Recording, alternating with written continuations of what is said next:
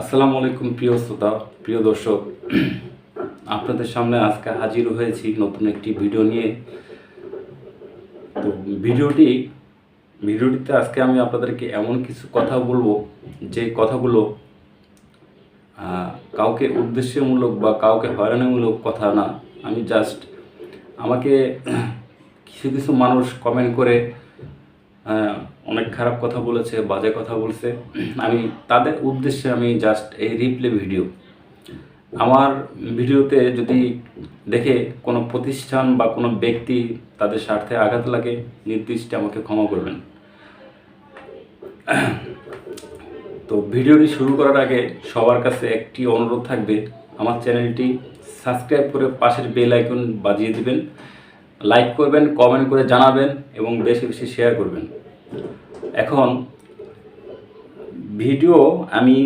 ভিডিওটি যার জন্য আমি রিপ্লে ভিডিও বানাচ্ছি, সেই এক ভাই আমাকে কমেন্ট করে কিছু কথা বলেছে। তো তার আগে আমি কথাগুলো বলি।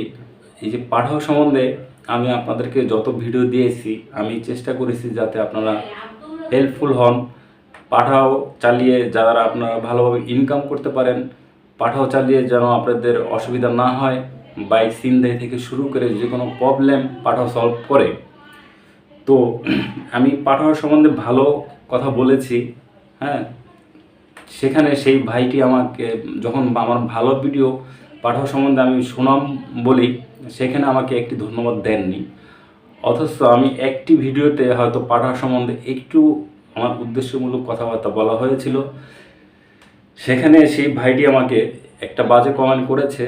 সেই ভাইটি নিশ্চয়ই পাঠাওর কোনো কর্মকর্তা হবেন, আমি শিওর জানি না। কিন্তু তার যে এই অশিক্ষিত মানে মনোযোগ, যে আমাকে যে ব্যবহারটি করেছে এই রমজান মাসের দিন, তার ঠিক হয়নি।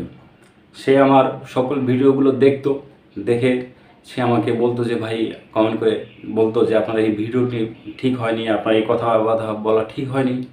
আমি সংশোধন করে নিতাম। কিন্তু একজন মানুষ আরেকজনকে বকা দিয়ে যে সংশোধন করার চেষ্টা করবে, সেটা তো আসলে কখনো কাম্য নয়। এখন আমি যে ভাইটি আমাকে কমেন্ট করছে, আমি কমেন্টটা আপনাদেরকে সামনে তুলে ধরার চেষ্টা করতেছি। আপনারা দেখেন, ইরফান নূর ভাইটির নাম। ইরফান নূর ভাই আমাকে বলল যে সে আমার বিরুদ্ধে আইনগত ব্যবস্থা নেবেন। আমার ভিডিওটি কেউ বিশ্বাস করবেন না, কেউ দেখবেন না, হ্যাঁ। আমার বিরুদ্ধে আইনগত ব্যবস্থা নেওয়ার শুরু হয়েছে। আচ্ছা, ঠিক আছে। তারপর সে আরেকটি কমেন্টে বলল, যেই দিন ছিনতাই বাজের খপ্পরে পড়বেন তখন বুঝবেন। তাই পাঠাও এর অ্যাপস ট্রিপ শেয়ার করাটাই বেটার। আর আপনি মনে হয় সিএনজি ড্রাইভার ছিলেন, শালা মাসুদ। তো এখন ভাইটিকে আমি বলি, পাঠাও অ্যাপস ব্যবহার করলে যে একটা সিকিউরিটি, সেটা আমি বিশ্বাস করি। পাঠাও অ্যাপসের মাধ্যমে যদি আপনি ভাড়া মারেন, তাহলে বাইক ছিনতাই হওয়ার সম্ভাবনা থাকেই না। আর যখন কেউ কন্ট্যাক্টে ভাড়া মারার উদ্দেশ্য থাকে, তাদের কন্ট্যাক্টে ভাড়া মারলে বাইক ছিনতাই হওয়ার সম্ভাবনা 100%। আমি অনেক ভিডিওতে অনেক ভাইকে বলেছি যে আমি আপনাদেরকে বলবো না যে আপনারা কন্ট্যাক্টে ভাড়া মারেন, আপনারা পাঠাও অ্যাপস ব্যবহার করেন, আপনারা উবার ব্যবহার করেন। আমি আপনাদের উপরে ছেড়ে দিয়েছি যে আপনারা মানে পাঠাও অ্যাপসে কী সুযোগ সুবিধা, উবারে কী সুযোগ সুবিধা, কন্ট্যাক্টে কী সুযোগ সুবিধা, আমি সেগুলো তুলে ধরেছি। এখন বিবেচনা হচ্ছে আপনারা কোনটা চালিয়ে আপনাদের ভালো লাগে, আপনারা সেইটাই চালাবেন। আমি আপনাদের হাতে তুলে দিয়েছিলাম। তো আমি আপনাদের যে ভিডিওগুলো যে বানাই, এই ভিডিওগুলো তো আমি আপনাদেরকে যারা আপনারা বাইক রাইড শেয়ার করেন, তারা সহজভাবে ভালোভাবে, হ্যাঁ, রাইড শেয়ার করে 2 টাকা ইনকাম করার জন্য যাতে আপনারা অগ্রসর হতে পারেন, আমি তো সেই বিষয়ে আপনাদের ভিডিও বানাই, হেল্পফুল পাওয়ার জন্য ভিডিও বানাই। আমি তো কাউকে হয়রানিমূলক বা উদ্দেশ্যমূলক বা কারো ক্ষতি করার জন্য আমি তো ভিডিও বানাই না।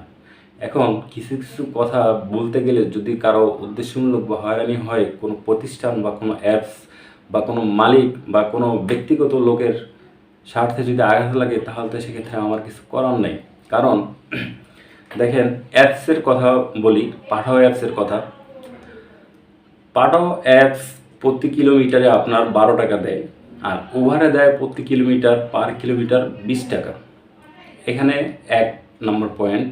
দ্বিতীয় নম্বর পয়েন্ট হচ্ছে পাঠাও অ্যাপসে 10% থেকে 20% পর্যন্ত কমিশন সারাদিনে, সময় বুঝে। আচ্ছা, তারপরে হচ্ছে ধরেন আমি আপনাদের স্যাম্পল একটা উদাহরণ দিচ্ছি। ধানমন্ডি থেকে মতিঝিল, সেখানে এমনি সাধারণত ভাড়া আছে 150 টাকা। এখন আমি যখন আমি চালু করি পাঠাও অ্যাপস, তখন সেখানে কলে আসে এবং সেখানে উল্লেখ থাকে যে যাত্রী এসে, পাঠাও যে যাত্রী সে এসে বলে যে দেখেন অ্যাপসে 98 টাকা বিল দেখাচ্ছে। এখন 98 টাকা না, ধরেন 100 টাকাই। 100 টাকা যদি ধানমন্ডি থেকে মতিঝিল যায়, সেইখানে আমার পাঠাওয়ে কমিশন দিতে হবে 20 টাকা। তাহলে 100 টাকা থেকে 20 টাকা চলে গেলে থাকে 80 টাকা। 80 টাকা থেকে আমার তেল খরচ যাবে মনে করেন 30 টাকা, তাহলে থাকে আর 50 টাকা। এই 50 টাকা হচ্ছে আমার আয়।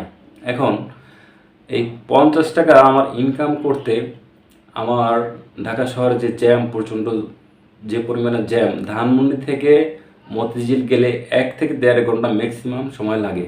আমি যদি 1 থেকে 1.5 ঘন্টায় 50 টাকা ইনকাম করি, তাহলে 24 ঘন্টায় আমার কয় টাকা ইনকাম হবে? আপনারা এই ক্যালকুলেশন করে আমাকে জানান।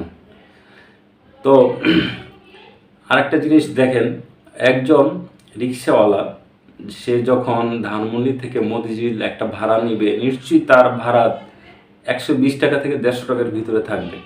সে নিশ্চয়ই 100 টাকার নিচে কখনো ধানমন্ডি থেকে মতিঝিল যাবে না। তো পাঠাও যে কোম্পানি, তাই সেই এমডি মহোদয়কে, ব্যবস্থাপনা পরিচালক মহোদয় স্যারকে বলতেছি যে স্যার, আপনি নিজে স্বয়ং আপনি রাস্তায় এসে আপনি যে পাঠাও বাইকার ভাইরা আছে তাদের কাছ থেকে অভিযোগগুলো আপনি শুনুন, নিজের চোখে মনিটরিং করুন। আমরা যারা বাইক পাঠাও চালাই, আমরা ঢাকার এই প্রান্ত থেকে ওই প্রান্ত আমরা ঘোরাঘুরি করি। আমরা পাঠাও যত বাইকার আছি বা কন্ট্যাক্টে যারা ভাড়া মারি, এক ভাই আর এক ভাইয়ের সাথে আমরা আলোচনা করি। একজন আরেকজনের সুযোগ সুবিধা বোঝার বা জানার চেষ্টা করি। আমরা প্র্যাকটিক্যাল। আপনারা তো মনে করেন অফিসে বসে এসির নিচে আপনারা লোকজন খাটিয়ে আপনারা মনিটরিং করেন। আমরা তো সেইটা না। আমরা ঢাকা এই প্রান্ত থেকে ওই প্রান্ত ঘুরে আমরা সকল বাইকার ভাইদের মনের যে একটা ভাব, পাঠাও চালালে বা কন্ট্যাক্টে চালালে সেই ভাবটা বোঝার চেষ্টা করি, সব নিজের চোখে সামনাসামনি সরাসরি কথা বলি। তো এই পর্যন্ত যত বাইকার ভাইদের সাথে কথা বলেছি যারা পাঠাও অ্যাপস ব্যবহার করেন, তাদের নির্দিষ্ট একটি অভিযোগটি হচ্ছে আপনার ভাড়া কম। আপনাদের পাঠাও অ্যাপসে যে ভাড়াটা কমে যাচ্ছে, কল কমে যাচ্ছে, কিসের জন্য কল কমে যাচ্ছে? এক জায়গা যদি মনে করেন আমি 2 ঘন্টা পরিশ্রম করে যদি আমি সেখানে 50 টাকা পাই, আর 2 ঘন্টা পরিশ্রম করে যদি অন্য কোনো সিস্টেমে বা অন্য কোনো উপায়ে যদি আমি 2 ঘন্টায় 200 টাকা পাই, তাহলে আমি পাঠাও অ্যাপস বাদ দিয়ে আমি তো অন্য উপায়ে আমি 200 টাকা ইনকাম করার চেষ্টা করবই। তো এই ব্যাপারটা আপনারা দেখবেন। আপনাদের কাছে অনুরোধ, আপনারা রাস্তায় এসে সরাসরি যারা পাঠাও অ্যাপস ব্যবহার করেন বাইকারদের সাথে আপনারা একটু আলোচনা করেন। আলোচনা করে আপনারা 50-100 জন পাঠাও অ্যাপস যারা ব্যবহার করেন বাইকার, তাদেরকে আপনারা একটা মিটিং করার ব্যবস্থা করেন। মিটিং করে সেখানে তাদের যে অভিযোগগুলো, তাদের যে সমস্যাগুলো, সেই সমস্যাগুলো আপনারা জানার চেষ্টা করেন যে কী সমস্যা আপনাদের, কিসের জন্য কল কমে যাচ্ছে, কিসের জন্য আপনারা পাঠাও অ্যাপস ব্যবহার করতেছেন না। এইগুলো যদি আপনারা জানার চেষ্টা করেন, তাহলে অবশ্যই আপনাদের ভালো হবে। তো আর আমি সবাইকে অনুরোধ করতেছি যে আপনারা পাঠাও অ্যাপস বা উবার আছে বা সহজ যে অ্যাপসগুলো আছে সেগুলো চালালে কি হয়, আপনার যে যাত্রী যাবে তার সকল ডিটেলস এই অ্যাপসের ভিতরে থাকে। এখন একটা বাইক ছিনতাই হওয়ার সম্ভাবনা থাকে না। আর কন্ট্যাক্টে ভাড়া মারলে কী হয়, 100% সম্ভাবনা থাকে বাইক ছিনতাই হওয়ার। তো আমি পাঠাও যারা কর্মকর্তা আছেন, ঊর্ধ্বতন কর্মকর্তা, তাদের উদ্দেশ্যে আমি আরেক কথা বলি। কথাগুলো হচ্ছে, দেখেন সারাদিন সকাল থেকে বের হলে রাত্র পর্যন্ত, মানে একজন বাইকার যখন সারাদিন বাইক চালালে তার শরীরের মানে হাড়ে হাড়ে গিরায় গিরায় ব্যথা অনুভব, শরীরে মাংসপেশিতে ব্যথা অনুভব, আবার মনে করেন শরীরে প্রচণ্ড জ্বর চলে আসে, হ্যাঁ, অনেক ক্লান্তি বোধ করে।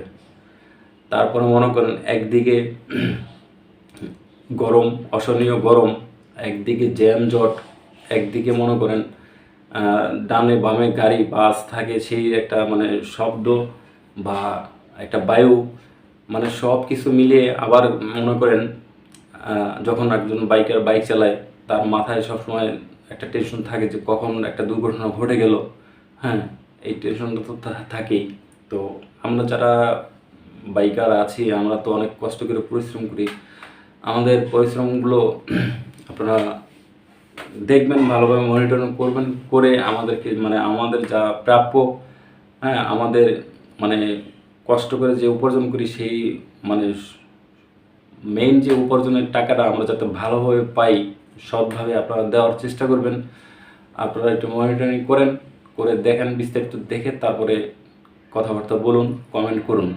তো যে ভাই আমাকে কমেন্ট করেছে, সেই ভাই উদ্দেশ্যে আমি বলি যে ভাই, আপনি আমার ভিডিওগুলো বিস্তারিত দেখেন, দেখে আমার সাথে কমেন্ট করে কথা বলেন। আর কথা বলবেন, ঠিক আছে, কমেন্ট করতেই পারেন, কিন্তু আপনি যে একটা বকা দিয়ে আমাকে একটা সংশোধন করার চেষ্টা করবেন, সেটা তো হবে না। একজনকে ইট মারলে পাটকেল তো খেতেই হবে। তো আপনি আমার সাথে যে ব্যবহারটা করেছেন, সবাই দেখেছে, আমিও দেখলাম, দেখে সেই জন্য এই রিপ্লে ভিডিও বানালাম আপনার জন্য। তো নিশ্চয়ই ভাই আপনার কাছে অনুরোধ, সামনের কোনো ভিডিওতে বা কোনো সামনে এমন কোনো ব্যবহার করবেন না যাতে আপনার সাথে আমার খারাপ আচরণ হয়ে যায়। আপনি আমার বিরুদ্ধে আইনগত ব্যবস্থা নেবেন, ঠিক আছে, ব্যবস্থা নেন, সমস্যা নাই, কিন্তু আগে আমি আপনাকে বলবো, আপনাদের যে মেনটেনের যে ব্যবস্থা আছে পাঠাও অ্যাপসের, সেই ব্যবস্থা আগে আপনারা মেনটেন ভালো করেন, হ্যাঁ, সঠিকভাবে করেন। একজন বাইকারের মুখ থেকে কথাবার্তা শুনেন, তাদের সুযোগ সুবিধার কথাগুলো শুনে তারপরে আপনার ব্যবস্থা নেন একজনের প্রতি আরেকজনের। আমি কাউকে এমনভাবে বলি নাই যে আপনারা পাঠাও অ্যাপস ব্যবহার করবেন না, ঠিক আছে। আমি জাস্ট সবাইকে প্রসেসিংগুলো বলে দিয়েছি যে এই প্রসেসিংয়ে চালালে এরকম, এই প্রসেসিংয়ে চালালে এইরকম। এখন যদি আপনারা আপনাদের নিজের মনে করে নিয়ে নেন, তাহলে তো আসলে কিছু করার থাকে না। তো এই হচ্ছে কথাবার্তা আপনার। আর ঢাকা শহরে যে প্রচণ্ড পরিমাণে বাইক বেড়ে গেছে, প্রত্যেকটা মোড়ে মোড়ে যখন একটা সিগন্যাল হয়, যে মানে সিগন্যাল দেয়, ট্রাফিক সিগন্যাল হয়, তখন সেই মোড়ে যারা দায়িত্বরত কর্মকর্তা থাকে, ট্রাফিক সার্জেন্ট, তারা হিমশিম খেয়ে যায়। হ্যাঁ, এত বাইক, মানে পিঁপড়ার মতো মনে করেন লাইন দিয়ে তো আসে, আর সামনে তো আরও বাইকগুলো বাড়বে। তো এই হচ্ছে কথাবার্তা, আর বেশি কিছু বলবো না। আর আপনাদের সবাইকে আমি বলি, আপনাদের যেভাবে ভালো হয়, আপনারা যদি মনে করেন যে না কোনটাকে ভাড়া মেরে আপনারা কোনটাকে চালাবেন, আপনারা পাঠাওতে ভাড়া মেরে আপনারা পাঠাও চালাবেন, আপনাদের ইচ্ছা। আপনারা উবারও মারতে পারেন, সহজ যে অ্যাপসগুলো আছে সেটাও আপনারা ভাড়া মারতে পারেন, হ্যাঁ, আপনাদের মন মানসিকতার উপর মেনটেন করবে যে আপনারা কোনটা দিয়ে আপনারা ভালো ইনকাম করতে পারেন। আমি চাই যে আপনারা ভালো ইনকাম করেন, এখন সেটা যেটাই হোক, ঠিক আছে। তো এই ছিল আজকের ভিডিও। সবাই ভালো থাকবেন, আমার জন্য দোয়া করবেন। সামনে হয়তো নতুন কোনো ভিডিও নিয়ে আপনাদের সামনে হাজির হব। আর আমার কথায় যদি কোনো ব্যক্তি, কোনো প্রতিষ্ঠান, হ্যাঁ, কোনো মানুষ যদি কষ্ট পেয়ে থাকেন বা অখুশি হয়ে থাকেন, নির্দিষ্ট ক্ষমা করবেন। তো সবাই ভালো থাকবেন। আসসালামু আলাইকুম।